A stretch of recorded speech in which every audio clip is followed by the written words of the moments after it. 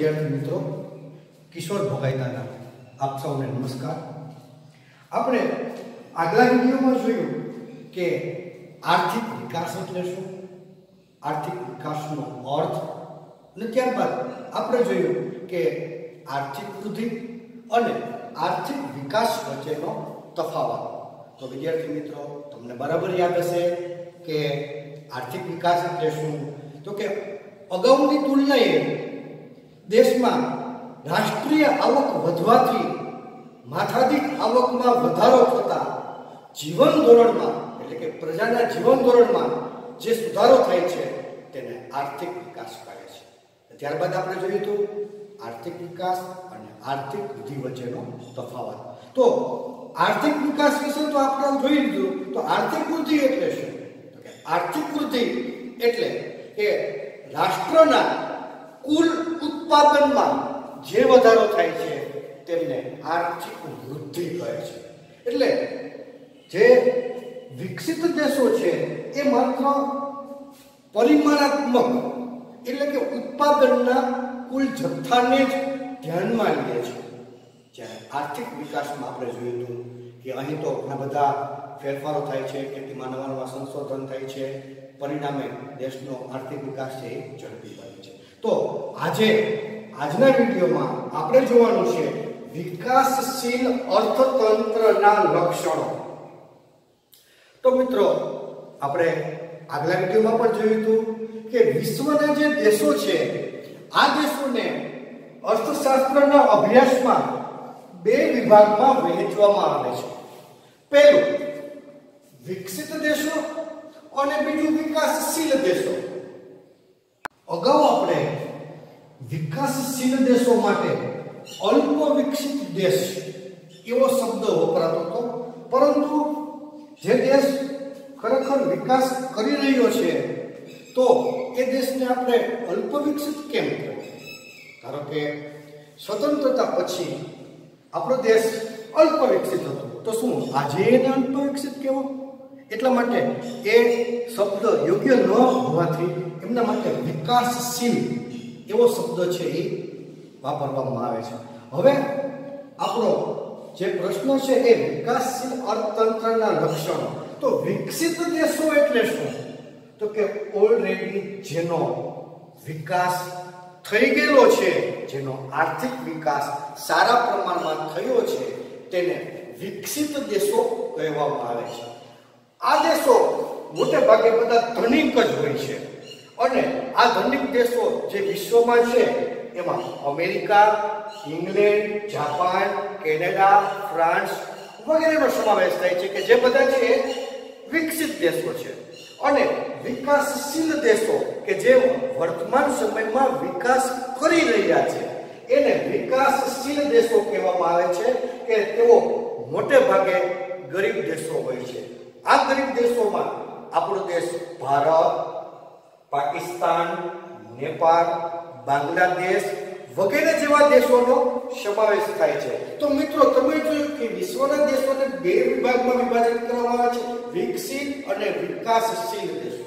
હવે કયા દેશને વિકાસશીલ કહેવો, એટલે કે વિકાસશીલ દેશ એટલે શું? તો એના માટે 2004માં વિશ્વ બેંકે એક વ્યાખ્યા આપી કે કેવા દેશોને વિકાસશીલ દેશ કહેવો।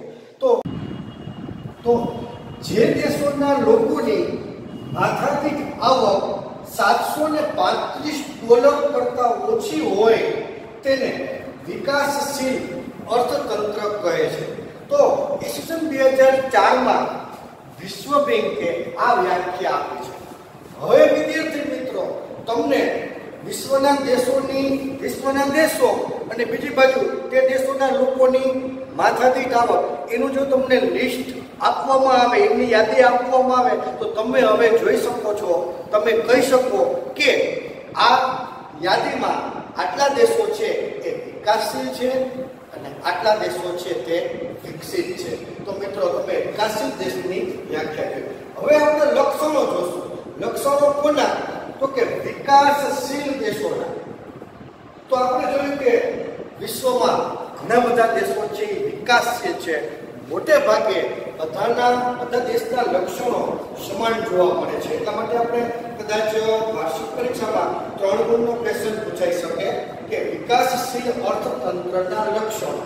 તો આપણે એને ખૂબ જ શોર્ટ એન્ડ સ્વીટમાં એમના મુદ્દાની આપણે સમજ છે એ આપવાની છે.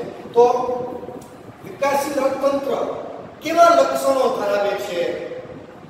એક વિદ્યાર્થી તરીકે તમે કેવા લક્ષણો ધરાવો છો? તો કે સવારે વહેલો ઉઠું છું, ફ્રેશ થાઉં છું, ત્યારબાદ શાળાએ સમયસર પહોંચું છું, અભ્યાસમાં નિયમિત ધ્યાન આપું છું, એક આદર્શ વિદ્યાર્થી છું. આ બધા તમારા લક્ષણો છે. એમ આ બધા જે વિકાસશીલ દેશો છે, જે ગરીબ દેશો છે, એ કેવા લક્ષણો ધરાવે છે? તો પહેલું લક્ષણ નીચી માથાદીઠ આવક. હવે આપણે અગાઉના વિડીયોની અંદર જોઈએ કે માથાદીઠ આવક કોને કહેવાય?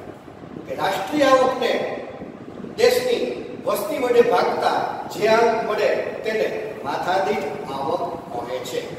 તો વિકાસશીલ અર્થતંત્રના દેશનું એક મહત્વનું લક્ષણ કે આવા દેશના લોકોની માથાદીઠ આવક છે તે નીચી જોવા મળે. માથાદીઠ આવક નીચી હોવાથી સ્વાભાવિક રીતે આપણે સમજી શકીએ કે આવા દેશના લોકોનું જે જીવન ધોરણ છે, જે રોજબરોજ જે શિક્ષણ, આરોગ્ય, મકાન, રહેઠાણ વગેરે પાછળ જે તે લોકો ઓછો ખર્ચ કરી શકે, એટલે આ બધી જે સુવિધાઓ છે પ્રમાણમાં તે ઓછી રહે છે. હવે આપણા જે ક્વેશ્ચનનો જવાબ છે એ માત્ર આટલો જ. શું કે વિકાસશીલ અર્થતંત્રનું આ એક મહત્વનું લક્ષણ છે. વિકાસશીલ દેશોના લોકોની માથાદીઠ આવક છે તે વિકસિત દેશોની તુલનાએ ખૂબ જ ઓછી જોવા મળે છે. આથી આવા દેશના લોકોનું જીવન ધોરણ છે એ સ્વાભાવિક રીતે જ નીચું જોવા મળે છે. આપણો જવાબ ત્યાં પૂરો થઈ ગયો. પણ આપણે કોઈ પૂછે કે ભાઈ કેમ માથાદીઠ આવક એમની ઓછી જોવા મળે? વિકસિત દેશોમાં જે લોકો છે, વિકસિત દેશોના એની માથાદીઠ આવક કેમ વધુ જોવા મળે છે? તો આપણે કહી શકીએ કે આવા દેશો જે છે, એટલે કે વિકાસશીલ દેશો જે છે, તે દેશોની રાષ્ટ્રીય આવક જ ઓછી હોય છે. હવે આપણે કોઈ પૂછે કે રાષ્ટ્રીય આવક કેમ ઓછી છે? તો રાષ્ટ્રીય આવકના જે સ્ત્રોત છે, ખેતી, ઉદ્યોગ, તો આવા દેશોમાં ખેતી પણ પછાત હોય છે. ઉપરાંત ઉદ્યોગોનો વિકાસ પણ પ્રમાણમાં ખૂબ જ ઓછો થયેલો હોય છે. હવે આવું હોવાથી તે દેશની રાષ્ટ્રીય આવક ઓછી રહે છે. હવે બીજી બાજુ નિરક્ષરતા, ગરીબી વગેરે કારણોસર આવા દેશમાં જન્મ દર ઊંચો રહેતા વસ્તી વૃદ્ધિનો દર ઊંચો રહે છે. હવે એક બાજુ રાષ્ટ્રીય આવક ઓછી, બીજી બાજુ છે કે વસ્તી વૃદ્ધિનો દર ઊંચો. પરિણામ શું આવે મિત્ર? કે ઓછી રાષ્ટ્રીય આવક વધુ વસ્તી વડે વહેંચાતા આવા દેશના લોકોની જે માથાદીઠ આવક છે એ નીચી જોવા મળે છે. આપણે પહેલું લક્ષણ જોયું કે આવા દેશની માથાદીઠ આવક છે એ નીચી રહે છે. હવે બીજો મુદ્દો આપણે જોઈએ કે વસ્તી વૃદ્ધિ.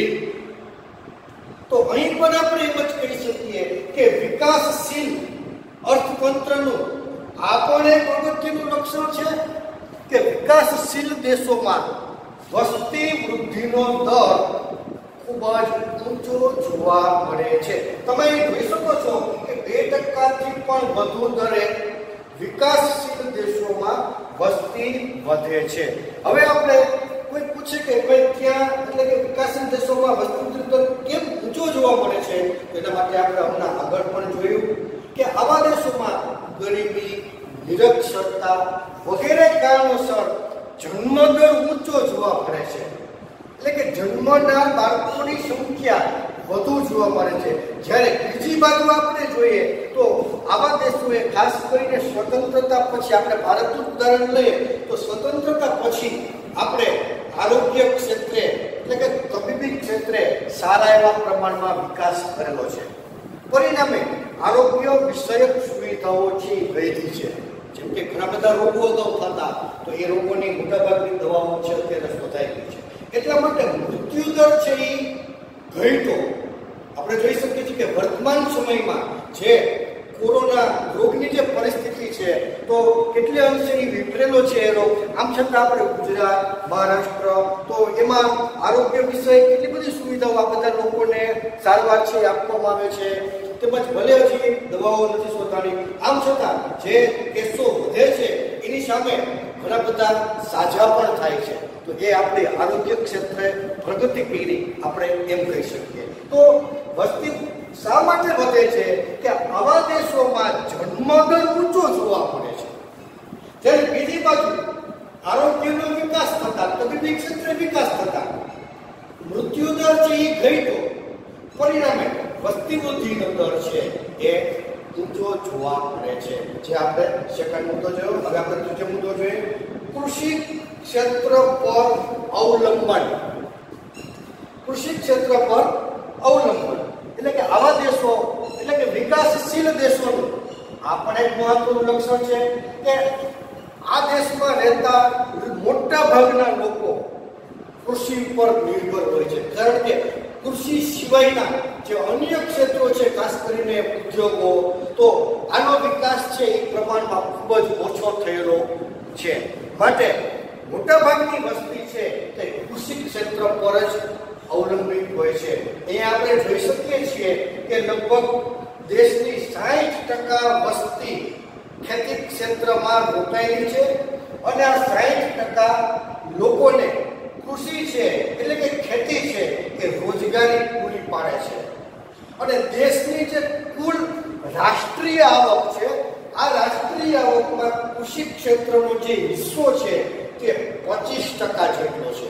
તો મિત્રો તમને એમ થાય કે 25% તો ઓછો કહેવાય, એવું નથી. બીજા વિકસિત દેશો જો આપણે એનો અભ્યાસ કરીએ તો વિકસિત દેશો જે છે એ દેશોની રાષ્ટ્રીય આવકમાં કૃષિ ક્ષેત્રનો હિસ્સો પોઈન્ટમાં હોય, 0.આટલા% એમ, જેને આપણે +25 એટલે કે ખરેખર આ જે હિસ્સો છે એ વધુ કહી શકાય. નેક્સ્ટ મુદ્દો, વિકાસશીલ અર્થતંત્રના લક્ષણોમાં આવકની વહેંચણીની અસમાનતા. એટલે કે આ દેશની જે રાષ્ટ્રીય આવક છે એની વહેંચણી છે એ અસમાન રીતે થયેલી હોય છે. વિદ્યાર્થી મિત્રો, વિશ્વના બધા દેશોમાં આવકની વહેંચણીની તો અસમાનતા હોય જ છે, પણ વિકસિત દેશોમાં જે વહેંચણીની જે અસમાનતા છે એ કોઈ વિકાસને અવરોધક નથી. જેમ કે વિકસિત દેશોમાં અમુક લોકોની આવક છે એ 10 લાખની હોય તો સામે બીજા વ્યક્તિની આવક છે એ 9 લાખ હોય. પણ ભારત જેવા દેશો એટલે કે વિકાસશીલ દેશોમાં આવકની વહેંચણી છે એની અસમાનતા છે ખૂબ જ વધુ જોવા મળે છે. એટલે કે વિકાસશીલ દેશોમાં સમાજનો એક વર્ગ એવો છે કે જેમની આવક ખૂબ જ વધુ છે, એટલે કે તે ધનિક લોકો છે, અને સમાજનો બીજો વર્ગ એવો છે કે જે ખૂબ જ ગરીબ છે, એટલે કે એમને મળતી આવક ખૂબ જ ઓછી હોય છે. આપણે એ જોઈ શકીએ છીએ કે વિકાસશીલ દેશોમાં ટોચની 20% વસ્તીને રાષ્ટ્રીય આવકનો 40% જેટલો વધુ હિસ્સો મળે છે, જ્યારે તળિયાની 20% વસ્તીને રાષ્ટ્રીય આવકનો માત્ર 10% જ હિસ્સો મળે છે. આમ વિકાસશીલ દેશોમાં સંપત્તિ જે છે એ ધનિકો તરફ કેન્દ્રિત થયેલી છે. એટલે કે જે રાષ્ટ્રીય આવક છે એની વધુ જે રકમ છે એ સમાજના અમુક ટકા જે લોકો છે એમાં કેન્દ્રિત થયેલી છે. એને કહેવાય સંપત્તિનું કેન્દ્રીયકરણ. સંપત્તિ અમુક વ્યક્તિઓ પાસે જ કેન્દ્રિત થયેલી છે, જ્યારે સમાજનો બીજો મોટો વર્ગ એવો છે કે જેમની પાસે આવક અને સંપત્તિ છે એ પ્રમાણમાં ખૂબ જ ઓછા છે. નેક્સ્ટ મુદ્દો જોઈએ આપણે તો બેરોજગારી. એટલે કે કામ ધંધો જે વ્યક્તિને ન મળે તેમને સામાન્ય રીતે આપણે બેરોજગારી એટલે કે બેકારી એવું કહીએ છીએ. તો વિકાસશીલ દેશનું આ પણ એક મહત્વનું લક્ષણ છે કે આ દેશમાં ઘણી વસ્તી એવી છે કે જેઓને કામ કરવાની ઈચ્છા શક્તિ લાયકાત બધું જ હોવા છતાં તેમને કામ મળતું નથી. આથી તેઓ બેરોજગાર રહે છે. અને આપણે અગાઉ જોયું કે વિકાસશીલ અર્થતંત્ર છે એ લોકોનો મુખ્ય વ્યવસાય ખેતી છે, કૃષિ છે. હવે આ કૃષિ છે એ વર્ષના 12 મહિના કામ આપતી નથી. એટલે કે ખેડૂતોને ઘણા બધા મહિના એમને કામ વગરનું બેસવું પડે છે. આથી અર્થશાસ્ત્રમાં આવા લોકોને મોસમી બેરોજગાર કહે છે. અને બીજું પણ આપણે અગાઉ જોયું કે આપણા દેશમાં વસ્તી વૃદ્ધિનો દર ઊંચો જોવા મળે છે. તો જે વધતી જતી વસ્તી આ બધી મોટે ભાગે ખેતીમાં ઠલવાય છે. એટલે કે કૃષિ ઉપર વસ્તીનું અવલંબન વધે છે. આથી ઘણી વખત એવું થાય કે ખેતીમાં જરૂરિયાત કરતાં વધારે લોકો કામ કરતા હોય. ખાસ કરીને એક કુટુંબમાં 8 વ્યક્તિઓ હોય તો એ 8 વ્યક્તિઓ છે ખેતીમાં રોકાયેલા છે. હવે જો આ 8માંથી 3 વ્યક્તિને ખેતીમાંથી દૂર કરવામાં આવે તો પણ ખેતીના ઉત્પાદનમાં કાંઈ ફેર પડતો નથી. જેટલું થતું હતું એટલું 8માં એટલું જ ઉત્પાદન થાય છે અને 5માં એટલું જ ઉત્પાદન થાય છે. તો આજે વધારાના 3 લોકોને દૂર કર્યા એટલે અર્થશાસ્ત્રની ભાષામાં છુપી બેરોજગારી કહેવામાં આવે છે. કે દેખીતી રીતે એવું લાગે કે ઉત્પાદન કાર્યમાં જોડાયેલા છે, પરંતુ વાસ્તવમાં એનો જે ઉત્પાદનમાં એનો ફાળો છે એ શૂન્ય જોવા મળે છે. છુપી બેરોજગારી કહે છે. અને બીજું નાના મોટા ઉદ્યોગો જે વિકસેલા છે એમાં પણ કામ પૂરતા પ્રમાણમાં શ્રમિકોને મળતું નથી. એટલે ઔદ્યોગિક ક્ષેત્રમાં પણ બેરોજગારીનું પ્રમાણ છે એ ખૂબ જ વધુ જોવા મળે છે. ત્યાર પછીનો જે આપણે મુદ્દો જોઈએ તો ગરીબી. વિકાસશીલ અર્થતંત્રનું આ પણ એક મહત્વનું અને ધ્યાન ખેંચે એવું લક્ષણ છે કે આવા દેશોમાં ગરીબીનું પ્રમાણ છે ખૂબ જ વધુ જોવા મળે છે. આ દેશની લગભગ 3/4 વસ્તી ગરીબ જોવા મળે છે. આ ગરીબી એટલી વધે છે કે આ લોકો તેની પ્રાથમિક જરૂરિયાતો જેવી કે અન્ન, વસ્ત્ર, રહેઠાણ, શિક્ષણ, આરોગ્ય એવી પ્રાથમિક જરૂરિયાતની વસ્તુઓ પણ પૂરતા પ્રમાણમાં સંતોષી શકતા નથી. આથી આવા દેશોમાં ગરીબીનું પ્રમાણ પણ ખૂબ જ ઊંચું જોવા મળે છે. નેક્સ્ટ મુદ્દો દ્વિમુખી અર્થતંત્ર. આ પણ એક અગત્યનો મુદ્દો છે વિકાસશીલ અર્થતંત્રના લક્ષણોમાં કે દ્વિમુખી અર્થતંત્ર એટલે કે જે વિકાસ અને પછાતપણું સહઅસ્તિત્વ ધરાવતું હોય, કે જે દેશમાં વિકસિત અને વિકાસશીલ એમ બંને દેશોના લક્ષણો એકી સાથે જોવા મળે એને દ્વિમુખી અર્થતંત્ર કહે છે. તો વિકાસશીલ દેશોનું આ પણ એક લક્ષણ છે કે આ દેશોની લગભગ મોટાભાગની વસ્તી ગામડામાં વસેલી છે અને ગામડામાં જૂની પુરાણી પદ્ધતિએ ખેતી થાય છે. નાના અને સાદા યંત્રોથી ઉદ્યોગો છે એ સ્થપાયેલા હોય છે. તો મોટે ભાગે એ બધું જે છે હીરા ઉદ્યોગ છે કે ખેતીની અંદર હળ બળદ નાના અને સાદા યંત્રોથી એ ઉપયોગમાં લેવામાં આવે છે. તો એ બધું છે પછાતપણું દર્શાવે છે. બીજી બાજુ શહેરોમાં આધુનિક ઢબે પણ ખેતી થાય છે. જે પદ્ધતિથી વિકસિત દેશોમાં ખેતી થાય છે સેમ એ જ પદ્ધતિથી ભારતના શહેરી વિસ્તારો અને બીજા ઘણા વિસ્તારોમાં પણ ખેતી થાય છે.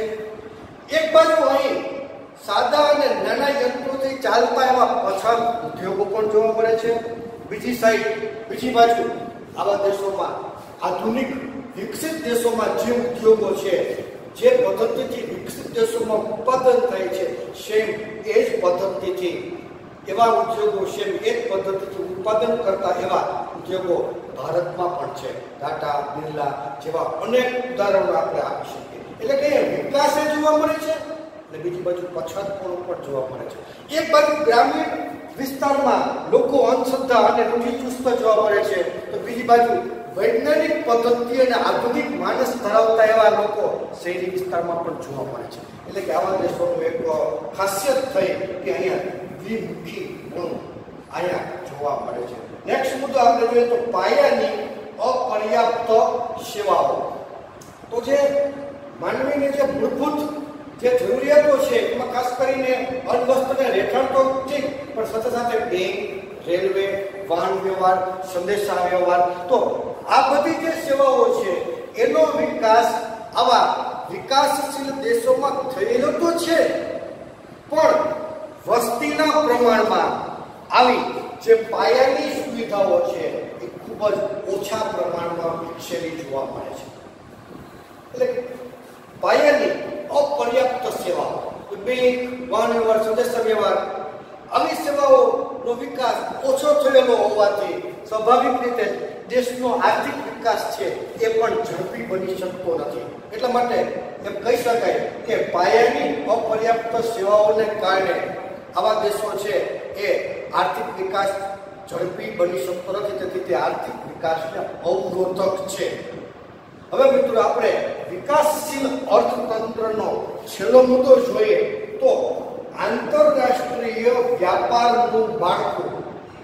હવે આપણે ખ્યાલ છે કે વેપારના બે પ્રકારો છે કે આંતરિક વેપાર, દેશની સરહદની અંદર જુદા જુદા રાજ્યો વચ્ચે જે વેપાર થાય તેને આંતરિક વેપાર કહે છે, અને દેશની સરહદની બહાર જુદા જુદા દેશો વચ્ચે જે વેપાર થાય છે તેને આંતરરાષ્ટ્રીય વેપાર કહે છે. તો વિકાસશીલ દેશો છે એ આંતરરાષ્ટ્રીય વેપાર પણ કરતો હોય છે, પણ એની એક ખાસિયત છે. શું એ હવે આપણે જોઈએ કે આવા જે દેશો છે તે આયાતો અને નિકાસો બંને કરે છે. આયાત એટલે આપણે બહારથી મંગાવીએ તે આવે, આયાત બીજા દેશોમાંથી આપણે જે વસ્તુ આપણા દેશમાં મંગાવીએ એને આયાત કહે છે. નિકાસ એટલે આપણા દેશમાંથી વસ્તુઓ કે સેવાઓ બીજા દેશમાં આપણે મોકલીએ એને નિકાસો કહે